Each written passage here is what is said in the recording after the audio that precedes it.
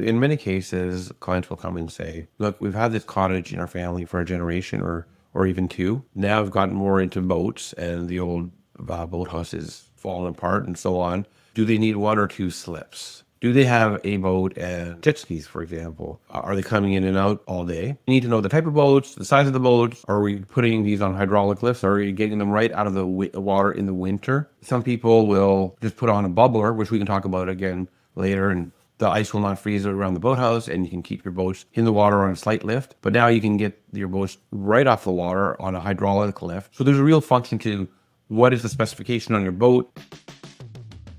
You're listening to Build the Unbuildable, a podcast about designing dream cottages on some of the most challenging sites in Ontario's cottage country.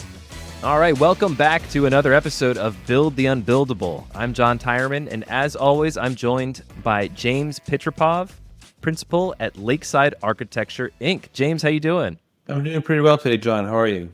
I'm doing well. Today, we're going to talk about boathouses. I'm excited because they're not just for boat storage. In fact, today we're going to be talking about how to anchor boathouses, design and function above the dock, style, craft, personality, permits, and the impact of boathouses on the environment and community. So I'm really excited about this episode today, James. Well, John, let's navigate through it, and I think it's going to be an exciting episode for the viewers. All right, I've got my compass and my map, and I'm ready to dive in. Great. So, but before we do, folks that are listening to this podcast, folks that are watching this podcast on YouTube, follow the show on your favorite podcast platform and send James a picture of your dream lake house for inspiration. All right, James, let's get into how to anchor boathouses onto the water. So I'm curious, what goes into planning and installing underwater foundations? So, do things like water depth and soil type, how do those affect the design of a boathouse? Well, John, that's a great question. Good jump off point for us. So, how do you build on the water? Yeah. Now, where we build, we're in cottage country. We have a variety of terrain on the sites that we build on. In a lot of cases, what you'll find is that there's good solid bedrock beneath a few feet of sand or silt on the lakes. This is pretty typical. I've been designing boathouses on such lakes as Lake Muskoka, Lake Rosso, in the Kawarthas, Stony Lake, and so on. We've designed further afield as well. Over time, what we've done is we've progressed away from the old rock cribs that are made out of timbers and filled with stone that your cottage viewers might be familiar with. And what we're doing currently is we're building a lot in steel. So what we'll do is we will drive piles down through the 3 or 4 feet of surface sand or silt that you might have on a lake, and we're actually getting right down to the bedrock itself. So we're driving piles down, and then to make the structure sturdy, we are welding I-beams across the series of steel piles, and typically this will be brought back to the shoreline where we find good bedrock. We will weld a rebar, a reinforcing steel bar to the I-beam, and that steel bar is drilled. We are drilling into the rock. It's being hammered down. There's epoxy grout securing it to the site, and then the I-beam is welded on. So basically what we have is a steel diaphragm. It's sitting on rock, and it is also secured to the shore. The advantages of this are that the disruption to the bottom of the lake is minimal because we don't want to disrupt fish habitat and all that. And in many cases, we can leave existing original rock cribs that have collapsed over time pretty messy to clean up. It disrupts the bottom when you try to remove timbers and stone that are already in the water. We can build outboard of an existing structure and have a nice clean assembly of material that is not messing up the lake bottom. So that's the way we secure down to the site. In some cases where you're not on the bedrock, where you're on silt or sand going down indefinitely, what we'll do is we'll do a test hole, and with a geotech we'll figure out how far down any bearing clay might be or other strata, and sometimes there just isn't anything down there. So we're going down with helical piles that are screwed down. They look like giant ice fishing augers. They're screwed down to bury capacity, and then the same type of structure is welded above. So there is a way to build pretty much on every lake site that we were coming across. Very interesting. I'm curious, have you ever had to adjust your plans based on something that unforeseen happened underwater? Maybe you discover a different soil type than you were expecting, or something completely out of the blue under the surface. Well, the thing that comes up is that sometimes the bottom structure isn't consistent.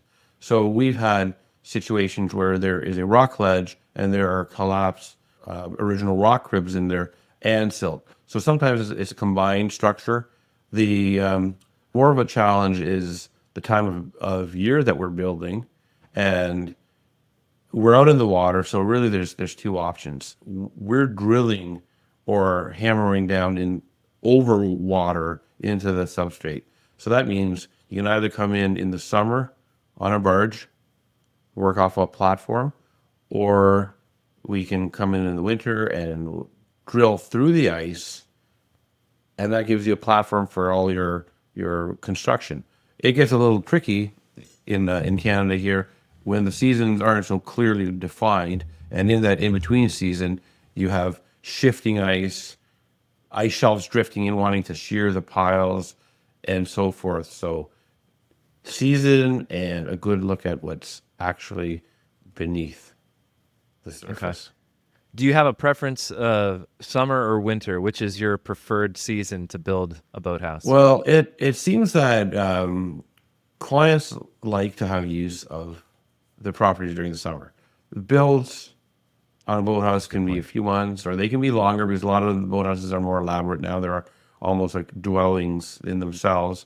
So we try to, in a lot of cases, we are building into the winter, starting after Labor Day, and you can get on cottage construction, and then that ice is getting pretty solid after the Christmas holidays and into the new year. So around that first week of January, it's just easier to build off the ice, and then you're not paying the charge for barges and so forth, and the complexity of getting equipment on and off barges. It's just easier to do on the ice. Also, off the ice, we can use a wider range of equipment, and sometimes we can use with skid steers or mini excavators that have arms that permit the tightening of these piles. So it's a little trickier in the summer. Both seasons are great, but the in-between seasons are not good at all. I did not expect that. I expected you to say summer was easier because you're not drilling through ice, but I didn't even think about the cost of the barges and everything going. Yeah, it's just one of the things that you learn up on the lakes, John. And we find also that if you're looking for the summer builds, all the trades are already busy. They've got work for the summer, and it's harder to get good rates on not only on the trades but also on the equipment rentals themselves, which can become quite substantial. So we like to have a little joke on the lakes is that you've got to get your trades at the right time. You're not going to get them during the summer, and in the summer they come at a premium with a bit of an attitude. When we go into the fall, then they're hard to find because first it's hunting season. That's true. Nobody's around, and then it's ice fishing season, and everybody's out on the lake, and they're still fishing. They may be fishing that first week of January or the second week. By the third week, people are looking around for work, and fishing, hunting, and the all too prevalent drinking season, winter drinking season in Canada here is getting old. A great time to get the trades. They're looking for work. They're ready to go. It's quiet, and things just seem to go smoothly. Plus, you're not disrupting other people on the lake during their summer holidays. Those are some good tips and a little inside baseball for you. With out there. apologies to trades up north, everyone likes to have a good time, but there is a seasonal cycle that we've noticed. That sounds good. Well, let's shift our conversation from what's beneath the water to what's above the water. So, James, several of your designs have full second stories on these boathouses, and we've got some pictures that folks that are, if you're watching on YouTube, you can follow along with us. If you're listening along, you can check out some of James's work at lakesidearchitecture.ca. So, James, several of your projects have these full second stories, cupolas, decks, cozy guest areas. What's the vision behind these upper levels? How do your clients use boathouses? Well, the basic way where it all starts from was the basic storage of boats, accessories, having a place on the water where you can pull your water for necessities in. That's the basic thing. But what a lot of people may not realize is that there's a whole history of boathouses, particularly on the Muskoka lakes, where a structure would be built and a habitation, sometimes known as a bunkie, or typically you might have a cottage and a bunkie for guests, which is a little outbuilding that may or may not have a little tiny kitchen in it, but it would have a bedroom possibly too. And it was a great way to entertain guests, sometimes older guests, younger guests, having different places closer to the water on your property. A great way to entertain. So in a lot of cases, people were building these bunkies right into their boathouses. And there's a whole history of it, and some lakes such as Muskoka and Rosso, a lot of smaller lakes too, they have a real beautiful tradition of these habitations. The really interesting thing about them is that you are literally right over the water, and in my mind, it creates a cozy, charming atmosphere on the lake. Over time, there has been a trend or a push, particularly by the lake associations, which we can talk about in more depth a little bit later in the podcast. But away from building on right on the water, because they want to minimize the disruption of the views on the lake by constraining the amount of development on it. As you'll see from these examples, I think if they're done to the right scale with the right character, they make good neighbors on the lake. And it's a wonderful classic experience to visit and be right on the water's edge. So, how do your clients typically think about boat houses? Is it more of like a utility shed? Do you try to open their perspective more to a guest suite? Is it more of like a party zone in some cases? Like, what are some different ways that you've seen your clients use their boat houses? Those are great questions, John. It seems that you may be a cottager in your own right, or maybe you'll become one because you're asking the right questions. I grew up. We would always go to lakes as a kid, and so that's why I remember like the boat houses always being kind of where the adults went after the kids went to sleep. Oh, I see, I see. Well, then there is a party function there, isn't there? Part of building those summer memories is having a place to go and not to forego the utilitarian functions. I like to think that the clients are the experts on the use of their property on the lake. So in many cases, clients will come and say, "Look, we've had this cottage in our family for a generation or even two, and now I've gotten more into boats, and the old boathouse is falling apart and so on. So they will let me know, do they need one or two slips? Do they have a boat and jet skis, for example? Are they coming in and out all day? Or are they sort of heading out for the day and just out on the water most of the time? So we need to know the type of boats, the size of the boats. Are we putting these on hydraulic lifts? Are we getting them right out of the water in the winter? Some people will just put on a bubbler, which we can talk about again later, and the ice will not freeze around the boathouse, and you can keep your boats in the water on a slight lift. But now you can get your boats right off the water on a hydraulic lift. So there's a real function to what is the specification on your boat and how can we protect it, and what additional fun equipment do you have, including jet skis, but also canoes and rafts and paddle boards, stand-up paddle boards, and that whole thing.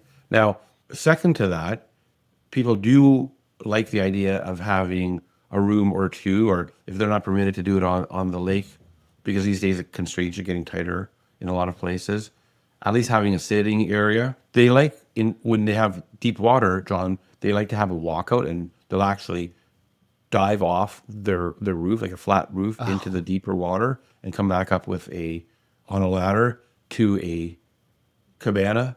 You can change, dry off. Sometimes there's a refrigerator, sometimes there's a little mini bar, there may be a kitchen. But also what's happening now is the last for the boats, for the last for a little bit of deck area on the outside for sun tanning, relaxing and so forth. And they will actually take one of those bays, for example, in a 3-bay boathouse such as this, they'll have two for the boats and then one as a sort of outdoor living room, which is in the boathouse. So you're basically on the water, but now you're covered from the elements. So if it's raining or it's starting to sprinkle outside, those warm summer rainstorms, you can still be having a great time and you're sheltered. Another advantage too is with incorporating a living space into one of the bays is you can have mosquito screens dropping down and enclosing the space. So you truly have an outdoor space. To answer your question, they're starting with a utilitarian function based on the specifications of their boat, but they're ending up with beautiful outdoor spaces that sometimes are the highlight of their property in their own right. You mentioned something, James, about a boathouse being a good neighbor. And you've built everything from classic cedar shingled structures to sleek glass and metal retreats. I'm curious, how does the landscape or cottage style influence those choices, and what makes a good boathouse neighbor? The first thing to look at is the scale of the structure. When we start to talk about design, thinking in terms of a story, a story in height, a story and a half in height, I think people get into a little bit of trouble with their neighbors when they build a 2-story boathouse, and this is what people do, with a tall peaked roof on top of that, with a third half story with dormers. They're expensive to build. There's a lot of structural engineering involved, and I would agree in those cases, you might not be a great neighbor. Your boathouse might not be a great neighbor. In most cases, what I found is that a story with a half story above it, meaning one full story for the boats, and then a second story, but the eaves started at the first story. It's the way to get to design and create a structure that has the space that you need, but is not overbearing. So that is the one thing. The first thing is the scale. So story and a half is great. And this will work with modern structures as well. The flat roof actually, it helps in a lot of cases because you don't have the additional peak. So a flat roof with a little cabana on the second floor and a trellis overlooking the lake probably isn't as bad as a 2 or 3-story traditional structure, believe it or not. So it's the scale. The second thing too is some of the details, John, the little roofs, the little dormers, they visually or aesthetically, they reduce the scale by limiting the amount of big open wall space. So if you have a 2-story box, guaranteed it's going to make people upset if you have that on the lake. If you have story and a half and then you have dormers or walkouts, or in the case of a modern build, just more parts to it, it breaks down the scale, doesn't offend anyone, and it actually gives you a boathouse that has different parts functionally too. It helps define the different parts of the boathouse. So you don't have one big shoebox. You have your boats. You have some living space. Maybe you have a little belvedere or balcony. It's a good way to design. Let's talk permits and politics. Let's go from the spirit and style and craft of these boathouses to the wet blankets, if you will. Sounds good. I'm hoping that the building inspector didn't send you here to covertly see what I will say. No, No, you know what? These days, John, everybody seems to be on the same page. So previously, it was fairly easy to get a permit for a boathouse on the lakes, and a lot of people were cottage owners. They were building over the existing footprint of a boathouse on the lake, grandfathering the title so that they could be in close proximity to the water.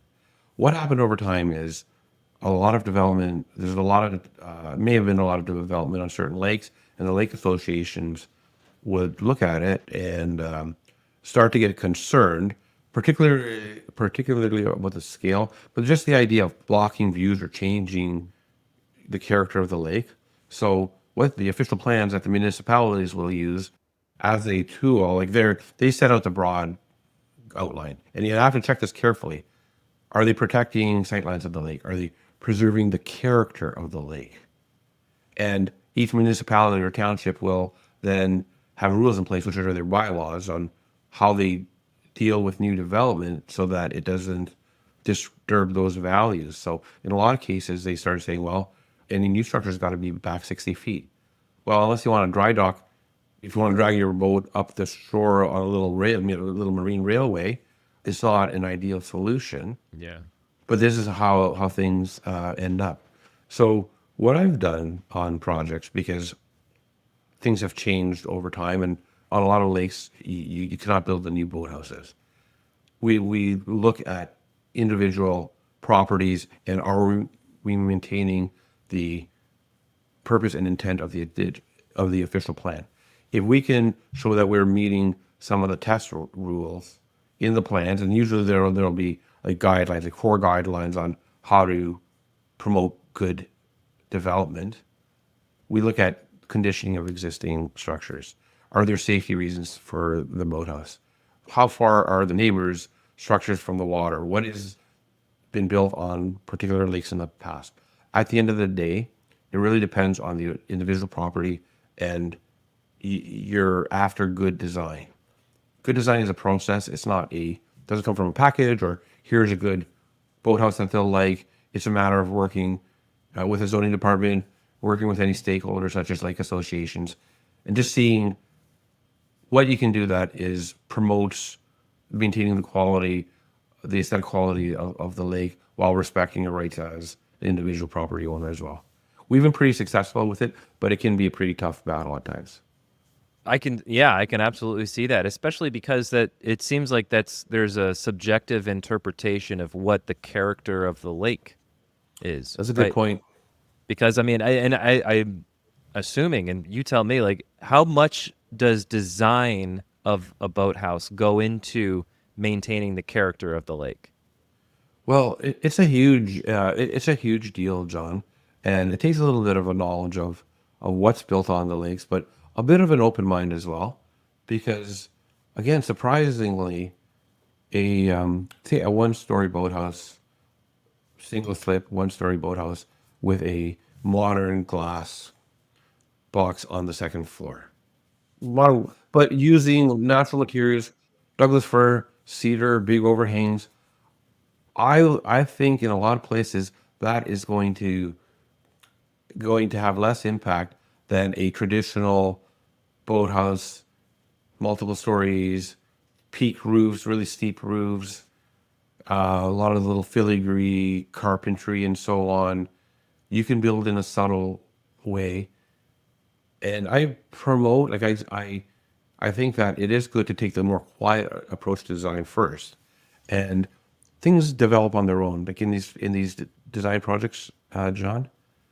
So I think just starting off simple, working out just the general massing, the height, the length, the depth, the materials, but perhaps doing it in concert with somebody from the zoning department that you might have good rapport with, or a couple of people from the community.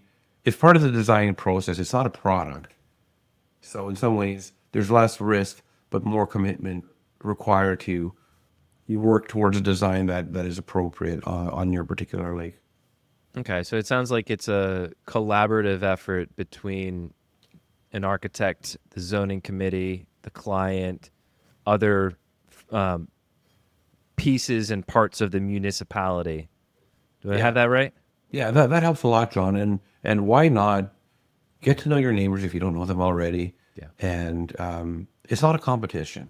So in a lot of cases, people they'll come to me, and I have had a very excellent track record on securing approvals.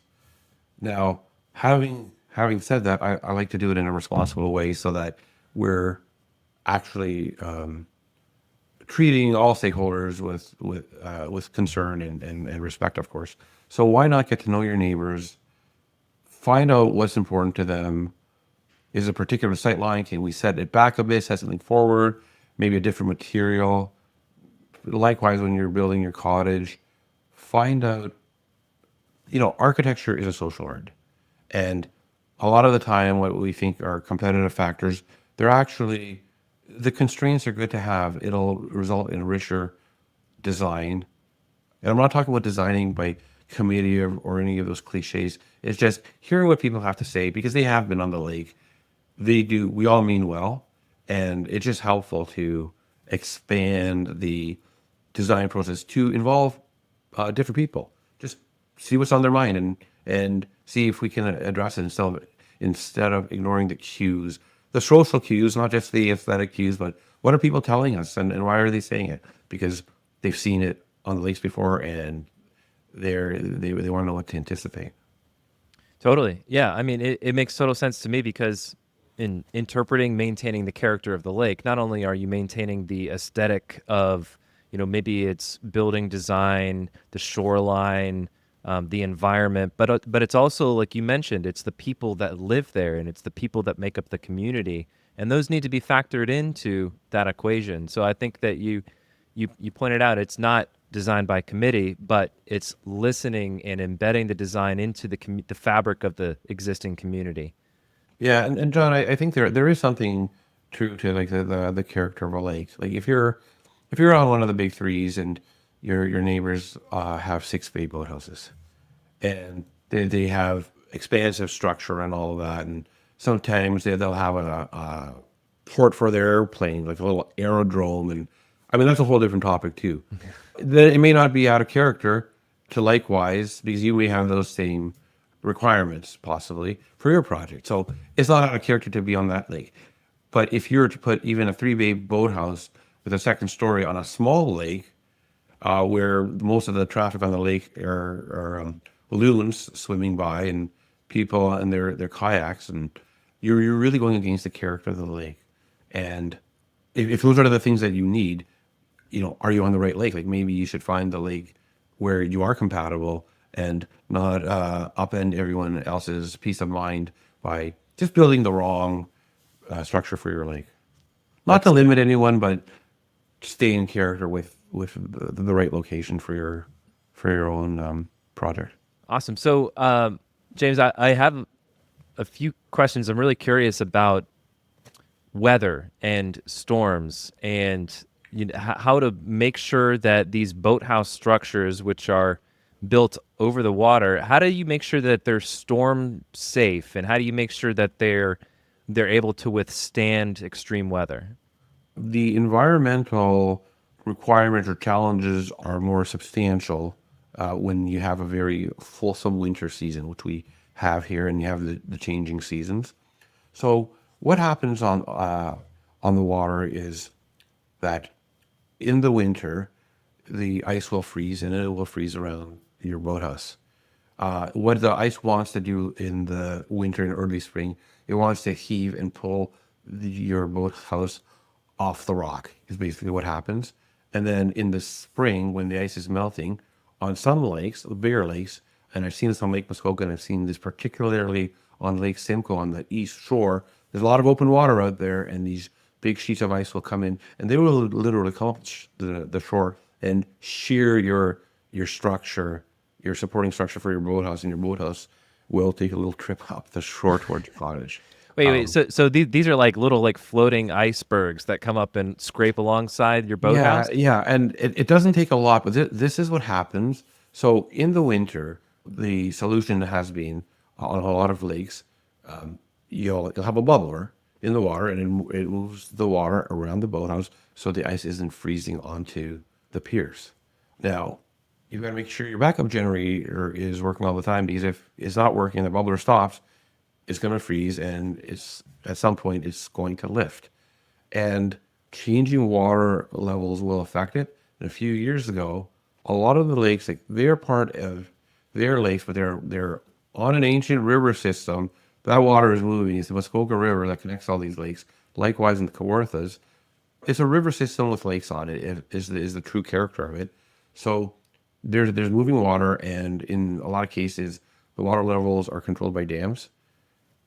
Over the last few years, water levels have come up on the lakes, and there's huge amounts of damage on Lake Muskoka and other lakes in the system, on Mary's Lake, up towards Huntsville, various places. The water went up and down, bringing the ice up and down. So you need to decouple from the ice. So that's one thing. And the engineering doesn't solve the whole problem, because when that ice comes up, it's huge forces. And with the way the weather's been changing, earlier thaws, varying amounts of snow and ice accumulation, the weather has introduced a new wild card factor here. The other big factor is on the big lakes, say on Lake Simcoe, we'll design in icebreakers, believe it or not, so that when the ice sheets come in, it's going to split the ice. And you don't see that on the smaller lakes, but those are a couple of factors. Your question was, how does the weather affect things? In these environments, there's high weathering, and now with more extreme climate events, which we can get into some detail, we can anticipate that over time, exceptional extreme weather events happen, and then that will affect structures, will affect the weathering of materials. Previously on the boathouses, we had special urethane coatings over and incorporated into finishing paints and so forth. That's not happening now, but there are new manufacturers that are out there, but we don't know the performance of their coatings now. So those beautiful protective coatings that we had on structures, they are not there when the buildings weather, because they're in the wind and they are in the sun and the rain and the snow. They are more subject to weathering. Likewise, there's new cladding materials. They're not all proven though, and if we haven't seen the way they perform in the weather over 5 or 6 or 7 seasons, we don't know what to expect, and we really have to go back and look at warranties, look at the materials that we're specifying, and it could be a whole other topic. Changing weather, the effect that the more extreme environment is going to have on your cottages, on boathouses, and what insurance companies will no longer cover.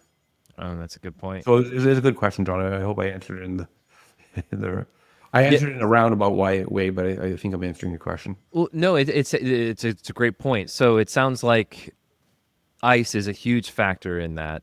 It sounds like the shoreline, the water level the water level rising on lakes is, and then the combination of those two seems to be the biggest things, and that's impacting the kinds of material that you use, how you go about engineering the structures.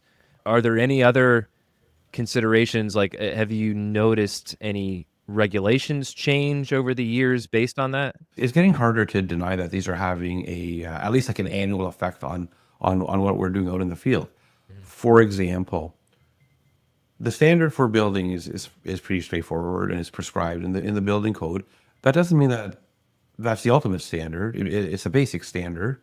Now, there are super specific requirements on the building of the boathouses or fire retardant materials. Now, if you've seen the media up here in the summer, and we're building in North Kawartha Township, you would not believe how dry the bush was up there. Everything had gone yellow. Like once you started getting past Buckhorn towards Apsley, everything was bone dry up there, and like tinder dry. The grass was yellow. It hadn't rained for a month at least. Very hot temperatures, and they had fire bans, and with huge fines. Now it's not a joke at all. Now under those conditions, no rain, just unseasonably hot temperatures every summer now. It's correct that somebody tossing a cigarette into the bush or careless use of equipment or somebody shooting up fireworks, it can create fires of hundreds of and thousands of acres. And there were, in fact, fires that were very hard to put out. What this means for us now is when we're building and you're investing, like when you're investing into your cottage or boathouse, I mean, that's a substantial investment and we want things to last. And as I go along, I'm realizing myself, it's not enough anymore just to build and to have the wood siding and the regular windows. Like, we have to anticipate there could be forest fires, there could be grass fires up there, there could be extreme wind. We had ice storms in the last few years. Well, in the same location, in the same part of cottage country there, last winter, ice storms where most of the branches on the trees were just broken all over the place. You would not believe it. So we need to start thinking about how we build and further protect the structures, because insurance companies increasingly, they're not going to insure what they consider acts of God. And these are becoming more common. It's not just the occasional thing now. Now it's a design consideration. So yeah, I'd be surprised if our viewers aren't going to be feeling the effects of ice storms, dry conditions leading like fire bans and so forth. We need to build in a smarter way. Well, James, I think that is the perfect teaser for our next episode, which will be about climate resilient cottage design. So if you're listening to this and you're interested in how to do that, how to design your cottage to be resilient against more extreme weather and changing climates, definitely tune in for that episode. James, this has been a great conversation. I learned a ton about boathouses that I didn't know going into this, so I'm sure that our listeners out there felt the same. For folks that are listening to this, you have a Build Your Dream Home Design Guide, and that is available at lakesidearchitecture.ca. Do you want to take a minute, James, to explain to the viewers what that Dream Home Guide is? I've spoken to countless people living on the lakes, people interested in building, people with various concerns, and there's a lot of media out there. Like, you can go online and look at ideas and dream about your dream, but to bring it together, it really requires a focus on your own particular requirements. And in the past, I'd encourage clients to have their scrapbook, and I still do. But we should also, we developed a guide that asks a lot of the questions that will help focus those efforts to pull together the scrapbook. Just ideas about budget, what's reasonable to spend on construction. Do we build over the existing? Do we renovate? Do we build new? What kind of layouts do we like? How many bedrooms? Do we want our living room to face the water? Do we want the kitchen? Are you talking to your guests? Do you entertain a lot? Do you want to face them, or do you want to face the view, or do you want to face away from it and keep those views open? There's 1,001 questions, and you as the owners and the clients, you're the experts. We provide this as a way to draw out your own knowledge. So I encourage them to get it online and to get a hold of that book as a guide. Also encourage viewers to get on to our website. It's lakesidearchitecture.ca. It has the latest projects, including very interesting modern cottage projects currently under construction, and to benefit from what's being built, ideas that other people are having. We're sharing them online, and that's the way to get things started. There is a scene out there, and that scene is a scene that your viewers are going to be part of. Let's learn from what's out there. Excellent. So the Design Your Dream Home Guide, available at lakesidearchitecture.ca. Those reflection questions will help you maybe think differently and think of it from a new perspective on how to design your dream lakeside cottage. Well, James, this has been an excellent episode. Thank you so much for your insights, and we'll see you next time on Build the Unbuildable. Thanks, John. It's been a pleasure. Thank you, everyone, for watching.